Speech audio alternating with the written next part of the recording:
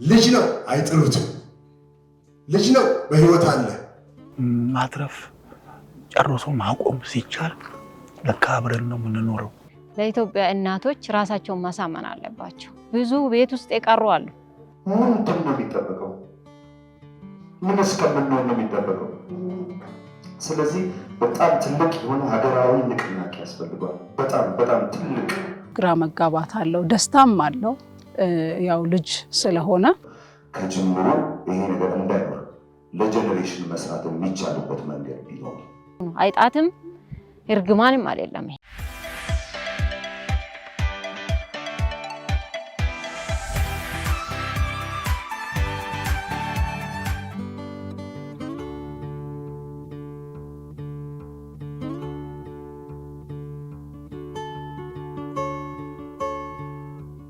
ሆፕ ላይ በተለይም እዚህም በፒክቸር በኋላ ታዩታላችሁ። በጥቂት ነገር በተለይም መከላከል ባለመቻል ግንዛቤ በማጣት ምክንያት በወሊድ ወቅት በሚደረግ ክትትልም ወቅት ላይ ራሳቸውን አውቀው መውሰድ የሚገባቸውን ባለመውሰድ ምክንያት እነዚህ ህፃናት ከተወለዱ በኋላ የሚገርማችሁ እናቶች እንዴት እንደሚሰቃዩ ሴቶች ሆናችሁ ይገባችኋል።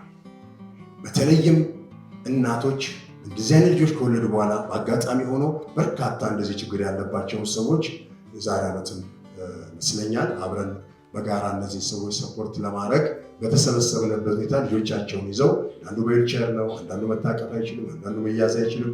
እነዚህ እናቶች ደግሞ የሚያሳዝናችሁ ባሎቻቸው ብዙዎቻቸው ተለይተዋቸዋል። እንደዚህ አይነት ነገር ሲፈጠር ይርቋቸዋል።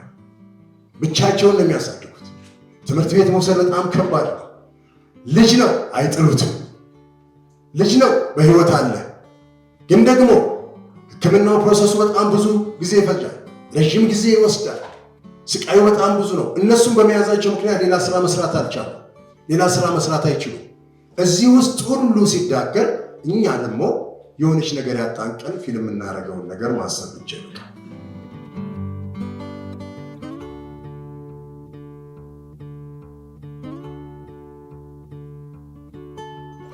ስሜ ቤተልሔም ነጋሽ ይባላል። ልጄ ገና ማለት እንደተወለደ ነው ጋንዲን አወቅኩት። እኔ ሐኪም ቤትም ሄጃለሁ፣ ኖርማል ነው አሉ። ምንም የወሰድኩትም መድኃኒት የለም፣ የዋጥኩ ነገር የለም። እንደተባለ እንትኑንም ተነስቻለሁ፣ ኖርማል ነው የተባለ። መጨረሻ ላይ ጥቁር አንበሳ ፊት ለፊት አለ የሆነ ሆስፒታል የግል፣ እሱ ሲሄድ ይህንን ወረቀት ፈጣን ብለሽ ይዘሽ ሂጂ አሉኝ። ወደ ጋንዲ ላኩ፣ ጋንዲ ሆስፒታል ማለት ነው። ከዛ በኋላ ምንም ማድረግ አይቻልም። ያው በቀዶ ጥገና ወለድኩት። 9 ወርም አልፏል። በእርግጥ ልጁ ኖርማል ነው የተወለደ። ከዛ ሲወለድ ጀርባ ላይ በእርግጥ ይሄንን ይሞላል እጅ ማለት ነው። ይሞላል። ጭንቅላቱ ላይ ግን የለም፣ ኖርማል ነው ጭንቅላቱ። እኔ ሲጀምር ሰው ሀገር ነበርኩ፣ አረብ ሀገር የተወሰነ ጊዜ ከአባትዮ ጋርም አስወርጄ ልጅ አልፈልግም በሚባል እየተጣላን ነበር። እኔ ራሴን ችዬ ተቀበልኩ፣ አላስወርድም አልኩ፣ ተለያየን። ከዛ ልጁ ደግሞ እንደዚህ ሲሆንብኝ በጣም ደነገጥኩ። ምንም ማድረግ አልችልም። የቁጭ ብዬ እሱን ማሳደግ ነው። ምንም እዚህም እየሮጥኩ እዛም እየሮጥኩ ሰው ቤት ተመላላሽ እየሰራው ማለት ነው።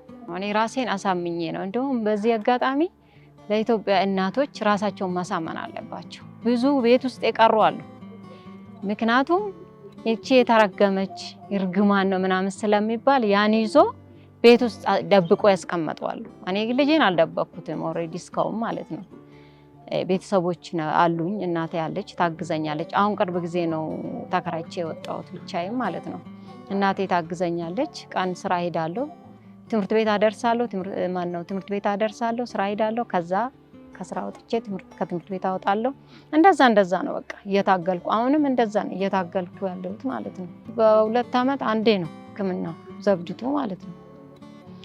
ምንም ለውጥ የለም። እንደውም አንድ እግሯ እየቀጠነች መጣቸው።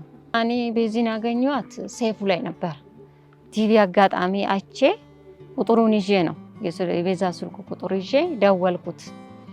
ያኔ ቆይቷል በጣም ልጁ ራሱ ወደ 6 ዓመቱ ምናምን ነበረ። እንትን ነበረች ጃሞ ሚካኤል ያን ጊዜ ተከራይታለችው። ከዛ በምልክት ሄድኩ። ሰልጣና ነበረ፣ ሰልጣና ወሰርኩ። በቃ ይሄ ነገር የራሷ ልጅም እንደነበረ አርጋ አስተማረችን ምናምን። እዛ በቃ ለካ እንዲህም አለ እንደ ብዬ ራሴን አሳመንኩ። ከዛ በኋላ ደግሞ ያለ የሰገራ ዋም ተደርጎበት እንደዚህ ዋም ለባለዋ ይደረግና በፍንጢጣ ገብቶ ለነገር ውስጥ የቀራ እንዲታጠብ ነው። እሱንም እሷ ነች የረዳችኝ። በሷ በኩል አገኛለሁ እኔም ማለት ነው።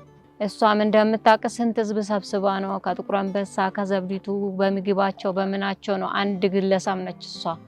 እኔ እንደዚህም አግዥኝ ብዬ ቀርቤም እየጠየኳት አይደለም። ሲጀመር የሰገራይ ምናምኑ ነው እንጂ እኔ እስካሁን ጠይቃት አላውቅም እንደዚህ የልብ እንትን ብያት። ምክንያቱም ከባድ ነገር እያረገች ነው እሷ። እውነት ማንም ዜጋ አላረገም እንደዚህ። ለህብረተሰቡ ደግሞ ማስተላልፎ ባካችሁ እንተሳሰብ፣ አንፍረድ። እኔ ብቻዬን ዳገት ቁልቁለት መከራዬን እየበላ እያሳደግኳለ አላባት አለምንም ማለት ነው። እኔ ሲያመኝ እንኳን ፈጣሪው ልጄን አስቀድሞ ነው የምለው። ምክንያቱም ይሄ ልጅ ትቼ አንድ ነገር ቢሆን ማንም የለውም ልጄ። እኔ የምችለው ቢኖሩም ማንም አይችልልኝም ይሄንን ማለት ነው። ዛሬ ይሄን የሚያክል ልጅ ሰገራ ሲቀይር ዳይፐር ስትአስር ባዳ ዞር ብሎ አይመሄንን እናት ብቻ ነች የምታረገው። ስለዚህ ለእናቶች የሚያስተላልፈው መልእክት በርቱ፣ ጠንክሩ፣ ራሳችሁን አሳምኑ ነው። አይጣትም እርግማንም አይደለም ይሄ። በቃ ይሄ በምን እንደሚመጣ አይታወቅም። ስለዚህ ሕክምና ቢገኝ ደስ ይለኛል እኔ ገና ለሚፈጠሩ ራሱ።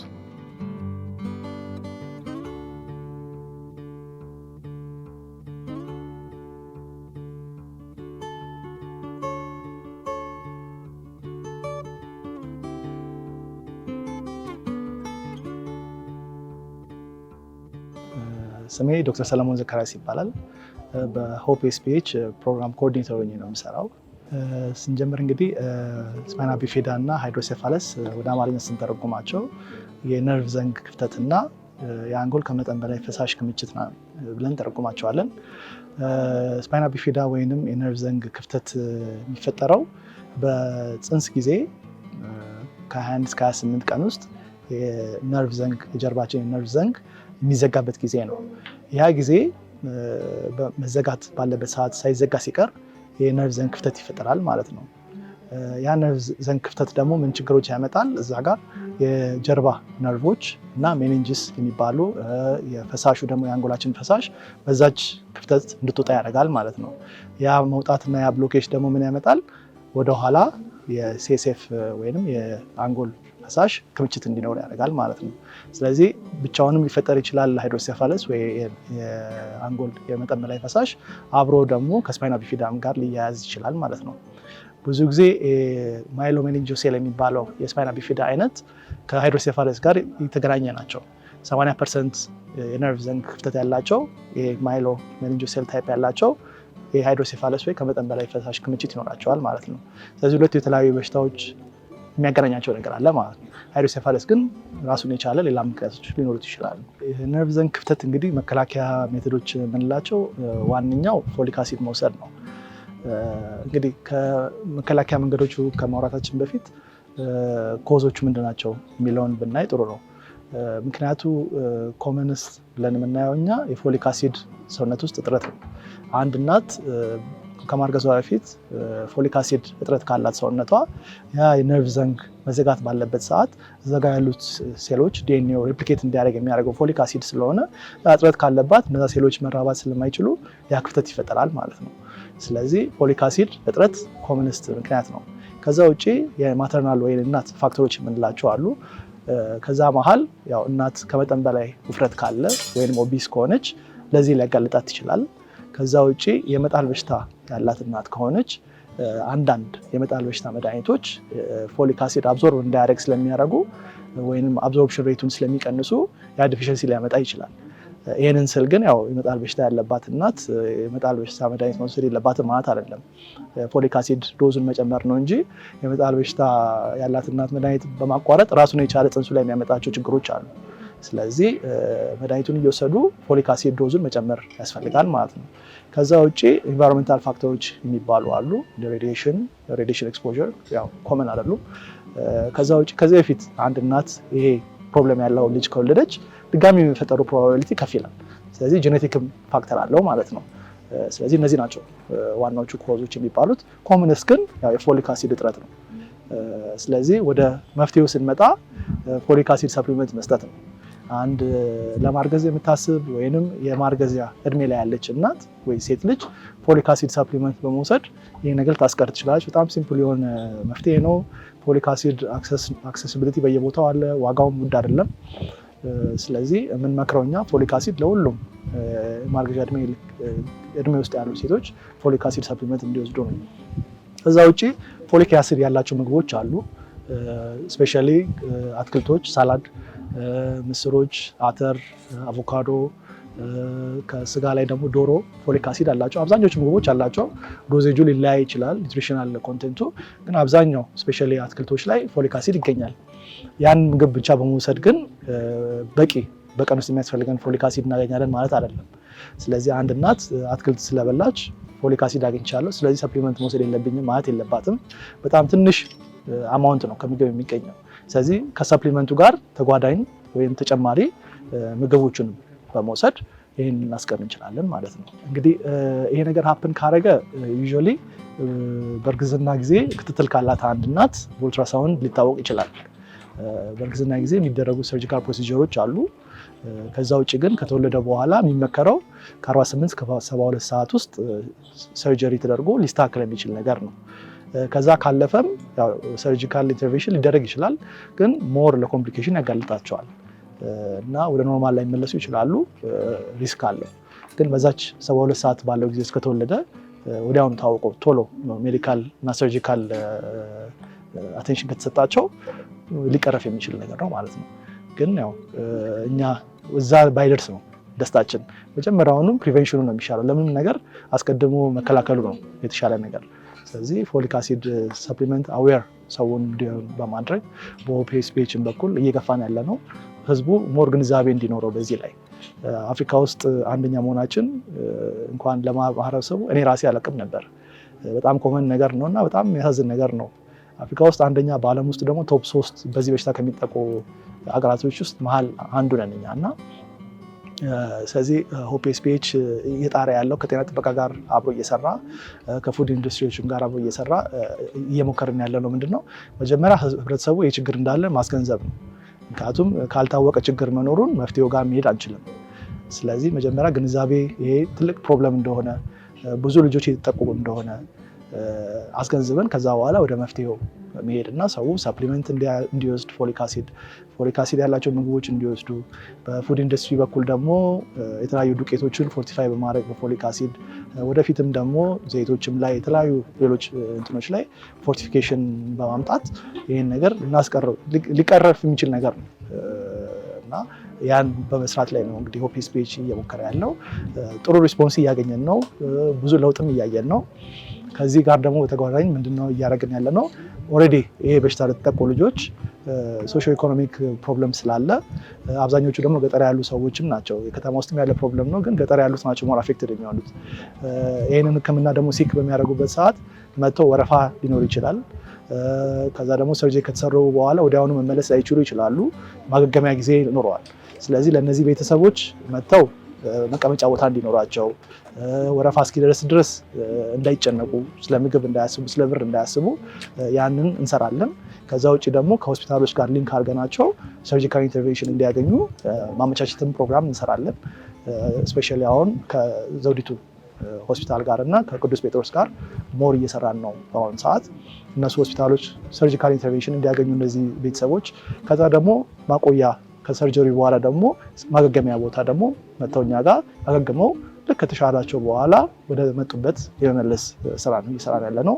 ያ ብቻ ሳይሆን ከተመለሱም በኋላ የክትትልም ፎሎ አፕም እያደረግን 1 ዓመት 2 ዓመት ሳይሆን እስከ 5-6 ዓመትም ድረስ እንዴት ነው ልጁ እያደገ ነው ወይ፣ ምን ችግር አለ፣ ችግርም ካለ ተመልሰው መጥተው አክሰስ እንዲያደርጉም በመስራት ላይ እንገኛለን። ከፍተኛ የሆነ በርድን ያለው እናቶችም አባትም ይሄ ነገር አንድ ቤተሰብ ውስጥ ሀፕን ሲያደርግ እናትና አባት ብቻ ሳይሆን ወንድም፣ እህት፣ አጎት፣ አያት ሁሉም ሰው ነው አፌክትድ የሚሆነው። ያ ብቻ ሳይሆን ማህበረሰቡ በሙሉ አፌክትድ ይሆናል። ቢኮዝ ያ ልጅ አድጎ ነገ ትልቅ ነገር መስራት የሚችል ልጅ ነው። ያን መስራት የሚችል ልጅ ነው ዊልቸር ላይ እድሜ ልኩን ቁጭ ብሎ የምናገኘው። ማየት ሳይችል ማዳመጥ ሳይችል እድሜ ልክ የሆኑ ኮምፕሊኬሽኖች ውስጥ ያን ልጅ የምናስገባው። ከዛም አልፎ ተርፎ ህይወታቸውም ያልፋል። አብዛኛዎቹ ሕክምና አግኝተው ኮምፕሊኬሽኑ ሬቱ ሀይ ስለሆነ ያም ነገር ሀፕን ሊያደርግ ይችላል። ስለዚህ በርደኑ በሀገር ደረጃ ነው፣ በአንድ እናት ወይ በአባት ላይ ብቻ ሳይሆን ሁላችንም አፌክትድ ነው የሚያደርገን እና ስፔሻሊ ደግሞ እንዳልከው ኦፍ ኮርስ እናት በጣም አፌክትድ ይሆናሉ። በጣም ያሳዝናሉ። ልጃቸውን ወደዚህ ወደዛ ይዘው በተለይ አቅም ሳይኖራቸው ሲያለቅሱ ስናይ ወረፋ ኖሮ እዚህ መቀመጥ ስለማይችሉ ብር ስለሌላቸው ወረፋውን ትተውት ወደ ሀገራቸው ሲመለሱ ያ ልጅ ምን ሊደርስበት እንደሚችል እያወቅን ዝም ማለቱ ከባድ ነው እና ስለዚህ በተሻለ መጠን ሰፖርት እያደረግን እናቶችን፣ አባቶችን፣ ቤተሰብን ሰፖርት እያደረግን እንዳያስቡ ኢኮኖሚካል ሳይዱን እንዳያስቡ መጥተው ምግብ ይዘጋጅላቸዋል፣ ማቆያ አላቸው፣ መተኛ ቦታ አላቸው። እኛ ጋር በቃ ቤተሰብ ነን እኛ ሆፕ ስፒች እንደ ቤተሰብ ነው የሚያያቸው፣ ቤተሰብም ናቸው።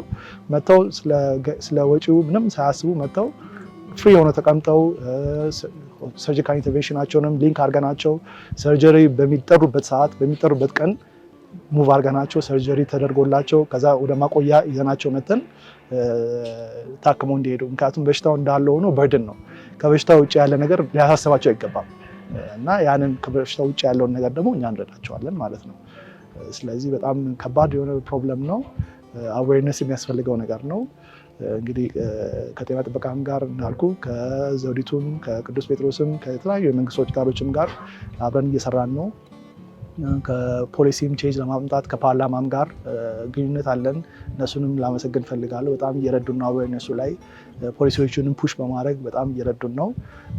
ፉድ ኢንዱስትሪዎችም በጣም አክሴፕቲንግ ሆነዋል። ከእነሱም ጋር ብዙ ነገር እየሰራ ነው። ወደፊትም ብዙ ነገር እንሰራለን እና እነዚህ ሁሉ ተቋማት ፕሮብለም እንዳላውቀው እየረዱን ስለሆነ በጣም እናመሰግን እንፈልጋለን። ይህ ቀጣይነት እንዲኖረው ደግሞ ጥሪ እጠራለሁ በእናቶች ስም እንግዲህ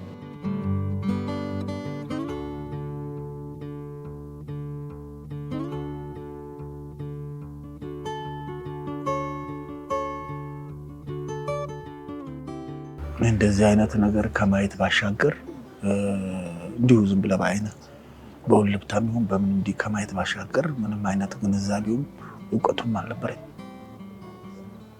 ለካ እንደ ቀልድ የምናየው ነገር ስር ሰዱ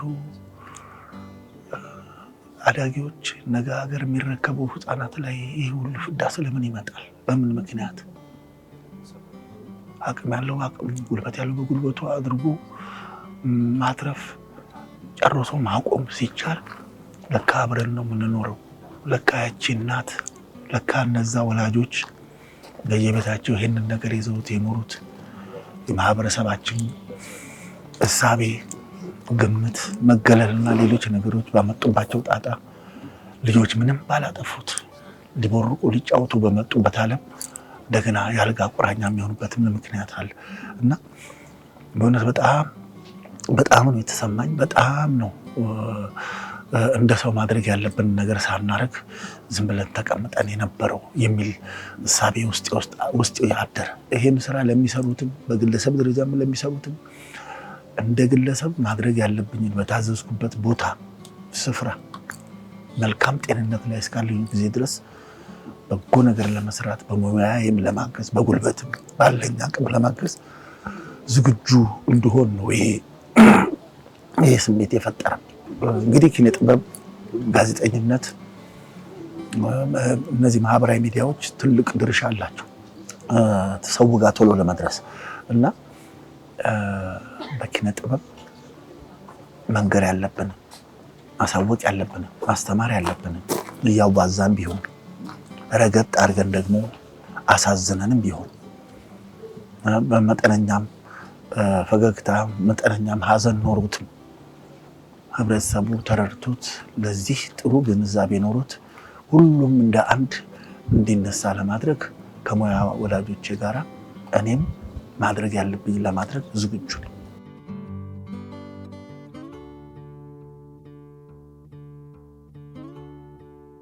መድኃኒቱ እጁ ላይ ያለ ምን እስከሚቆን ነው የሚጠበቀው? ለምንድን ነው እስካሁን ድረስ አዌርነሱ ያልተፈጠረው? ይህ ግለሰብ ጉዳይ እኮ አይደለም። ይህ የመንግስት ጉዳይ ነው። ዳይሬክት ምንም ጥያቄ የለውም። ስለ ኮቪድ እንዴት ነው አዌርነስ? ስለ ኤችአይቪ እንዴት ነው አዌርነስ? ለዛም በቀጥታ የሚመጣ እንደሆነ እየታወቀ ምንድን ነው የሚጠበቀው? ምን እስከምንሆን ነው የሚጠበቀው? ስለዚህ በጣም ትልቅ የሆነ ሀገራዊ ንቅናቄ ያስፈልገዋል። በጣም ትልቅ በቃ ሌላ ነገር ማሰብ እስከማንችል ድረስ ሌላ ነገር መስማት እስከማንችል ድረስ ማለት ነው። በሁሉም በተገኘው ሚዲያዎች በሙሉ በአማራጮች በሙሉ አንድ ሀገር ላይ ይዘጋጃል ስለተባለ ታላቁ ሩጫ ምን ያህል ሰው ሀገር እንደሚሆኑ አስቡ። ታላቁ ሩጫ ስለሚዘጋጅ ብቻ ይሄ በአመት ህፃናትን ለዛው ቅድም እንደተናገረው ነው ነገርኳችሁ። ገዳይ ነብያቸው ለኤችአይቪ ኮቪድም ያልፋል ያልፋሉ። ይሄ ደግሞ አያልፍም። ህመሙ ቤተሰብ ላይ ነው አብሮ የሚኖረው የማይለቅ ነው ዘላለም አየሩ በቃ እኛም ተጋርቶብናል። ስለዚህ ትልቅ የሆነ ካምፔን ሀገራዊ የሆነ ካምፔን መዘጋጀት አለበት። ለዚህ ደግሞ ባለቤት ያስፈልገዋል። ከጅምሩ ይሄ ነገር እንዳይኖር ለጀኔሬሽን መስራት የሚቻልበት መንገድ ቢኖር በጣም ከፍተኛ ፔን ያለው ችግር ሆኖ ማቆሚያ መንገዱ ደግሞ ተራና ትንሽዬ ነገር መሆኗ ነው የሚያምነው። እኛ የወሰድነው ሰዓት ወይም ደግሞ ረዘም ያለ ጊዜ የተደረገው ውይይት ነው እንጂ በአጭር ደቂቃ ወይም ብሮሸር አንድ ጋዜጣዊ መግለጫ ተሰጥቶ ቢሆን የዚህን ያክል ላይገባኝ ይችል ነበር። ግን ይህንን ሁሉ ማህበረሰብ እኛ የወሰድነውን ያክል ሰጥቶ ስለዚህ ነገር ማስገንዘብ ከባድ ነው። በፊልሞች ወይም በምንሰራቸው ስራ ላይም ይህንን ነገር አታች አድርጎ ለህዝብ ማስተማር ምን ያክል ፊልም ይሰራል በአመት? ምን ያክል ድራማ አለ? ስንቶቹ ላይ ሲካትታል? ከነሱ ቁጥር አንጻር በስንት ዓመታት ነው ይሄ ህብረተሰብ እንዲያውቅ የምናደርገው? እሱም ያን ያክል ኮንፈርት ይሰጣል ብለን አላስብም። ስለዚህ የመጀመሪያ ትልቁ ቢሆን ወይም ደግሞ የተነጋገርና አንደኛው ሁላችን የሚያስማማን ሀሳብ አንድ ትልቅ ካምፔን ማንሳት።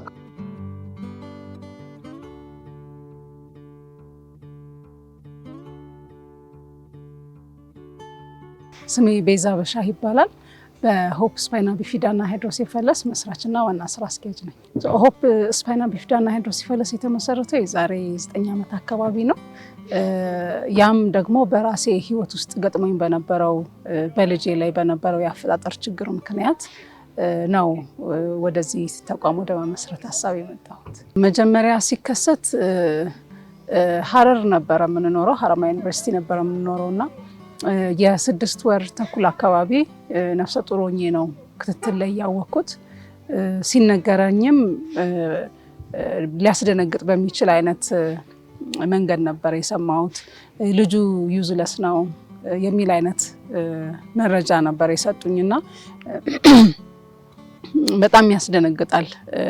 በጣም ደስ ብሏት ሁለተኛ ልጄን በጥሩ ጊዜ ያገኘሁኝ ብላ የምትጠብቅ አንድ ነፍሰ ጡር ጽንሱ ጥቅም የለውም ቢወለድም አይጠቅምም የሚባል መረጃ መስማት ያው ልታስበው ትችላለህ። በጣም ያስደነግጣል፣ ግራ ያጋባል፣ ያስጨንቃል፣ ብዙ ስሜቶች ይኖሩታል እና እኛ ድጋሜ ሄደን ከባለቤቴ ጋር ቼክ ካደረገን በኋላ ምን ማድረግ እንዳለብን አላወቅንም።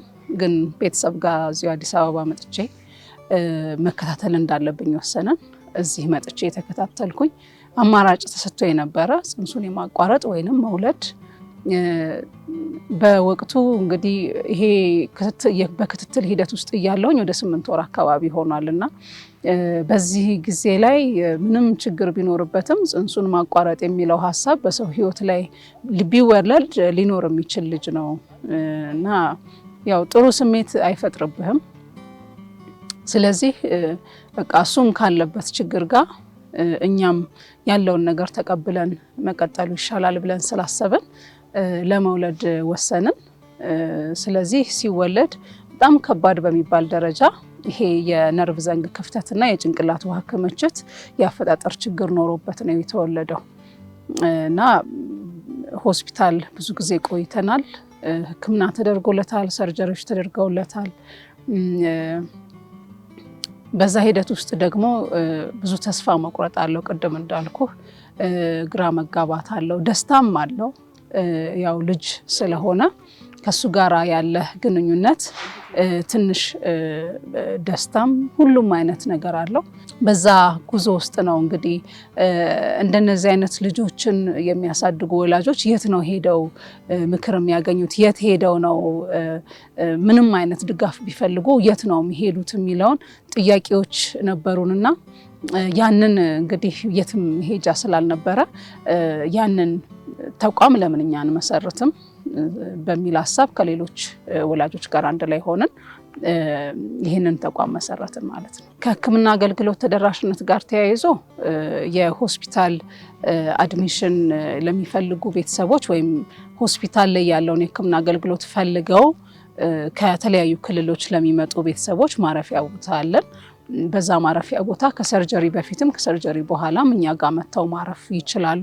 ከተማ ውስጥ ያለውን ትራንስፖርት እናግዛቸዋለን። እኛ ጋር በሚቆዩበት ጊዜ የሚያስፈልጋቸውን ነገር እናቀርብላቸዋለን። ሆስፒታልም ተመልሰው ሲሄዱ ቦታ ሲለቀቅ ያንን ከሆስፒታሉ ጋር አብሮ በመነጋገር ያንን እናመቻችላቸዋለን ማለት ነው። ሌላው የስፓይና ቢፊዳ ልጆች ሽንትና ሰገራ መቆጣጠር አይችሉም በአብዛኛው ማለት ነው። ስለዚህ ለነሱ ደግሞ የሚሆን ስልጠና አለን። ስልጠናውን ከሆስፒታሎች ጋር በመተባበር እናዘጋጃለን። አሁን ላይ ደግሞ ማዕከላችን ሆስፒታል ላይ አገልግሎት ማግኘት ካልቻሉ እኛ ጋር መጥተው አገልግሎት ማግኘት ይችላሉ ማለት ነው። ሌላው ደግሞ ከዚህ ስልጠና ጋር ተያይዞ ለምሳሌ እንደ ካቴተር ሽንታቸውን የሚሸኑበት ወይም ደግሞ የሆድ እጥበት የሚያደርጉባቸውን ማቴሪያሎች ከውጭ ያስመጥተን ያው እናከፋፍላለን ለዚህ ኮሚኒቲ ማለት ነው።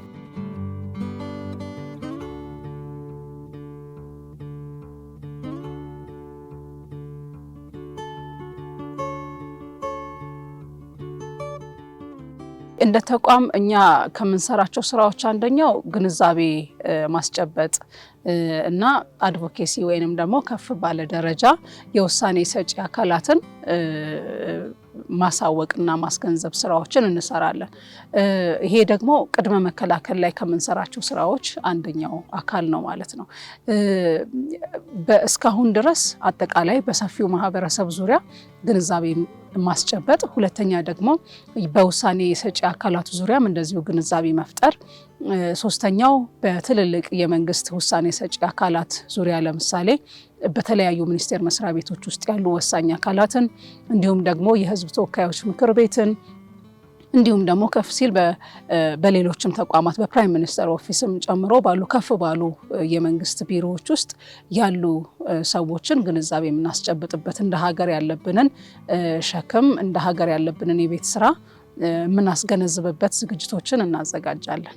ይሄንን ችግር ከ70 እስከ 75% መከላከል የምንችልበት አማራጭ አለን።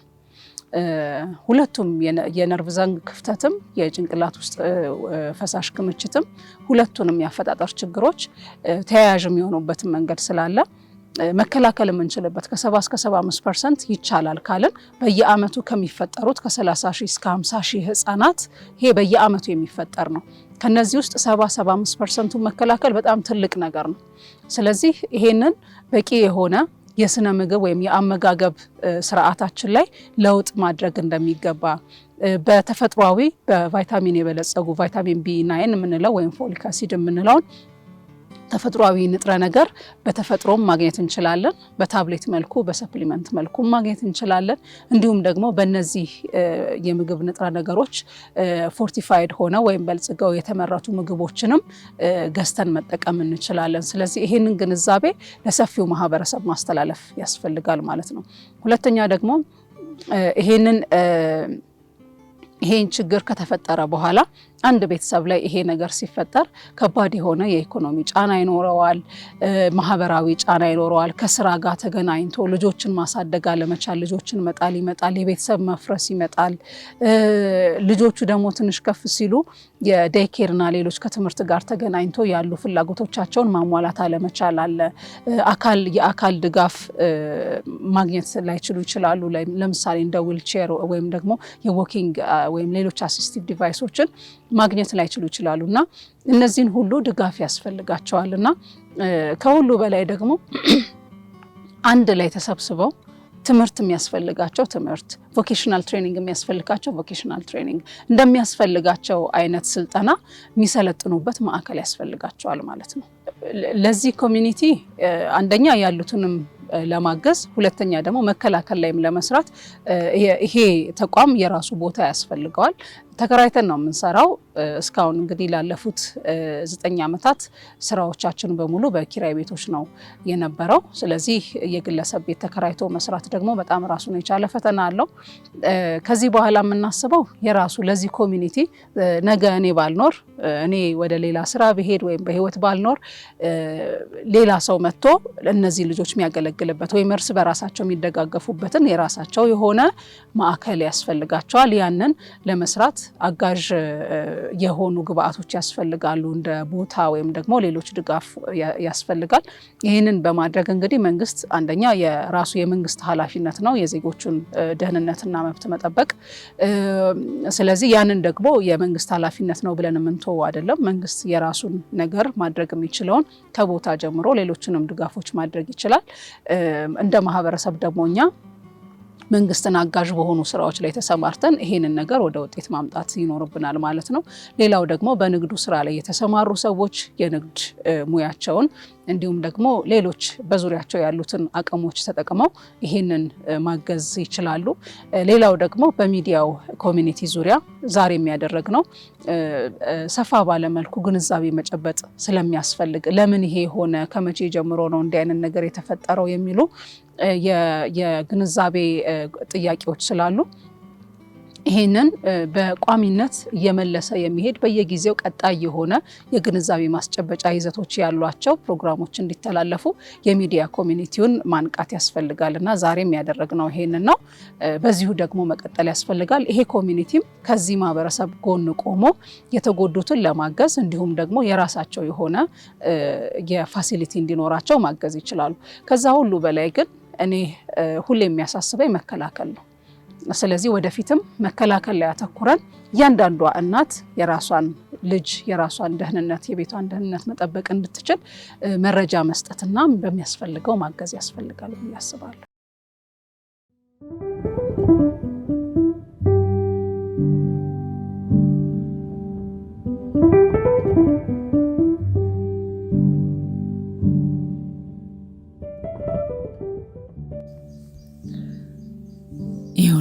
ፍቅሬ ይኸውልህ ዓለሜ ሌላ ጠዋት ነጋ፣ አጀንዳዬ ሙሉ ሩጫዬ ብዙ ነው ቲህም ቲያኛውም ጋ።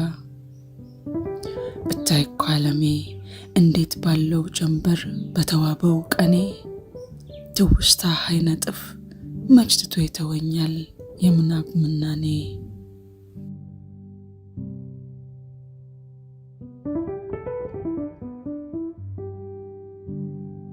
የንጹህ ነፍስ ሳቅ የትኩስ ልጅ ጠረን ሱሳለው መሰለኝ፣ ርቃ ሄደህም ሚሸት የሚታየኝ።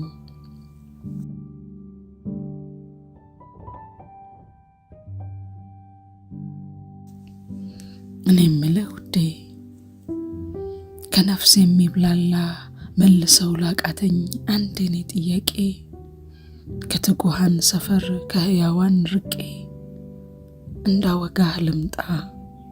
መደመጥ እምነት ነው ነገረ ሐሳቡ ካንደበት ከወጣ። የኛ ሰፈር ጆሮ ከአላፍ ጠያቂ ከገዛ ጩኸቱ ተርፎ እንጃ መስማቱን። የኛ ሰፈሩ አይን ታማሚው በርክቷል እንጃንተን ማየቱን። የኔ ልጅ ያንን ሁሉ ህመም ያቺ ትንሽ ገላ እንዳትሸከመው፣ ጥቂት ላትጠብቀኝ ሌት ማንጋት አቅቶ እዚህ የተኛኸው።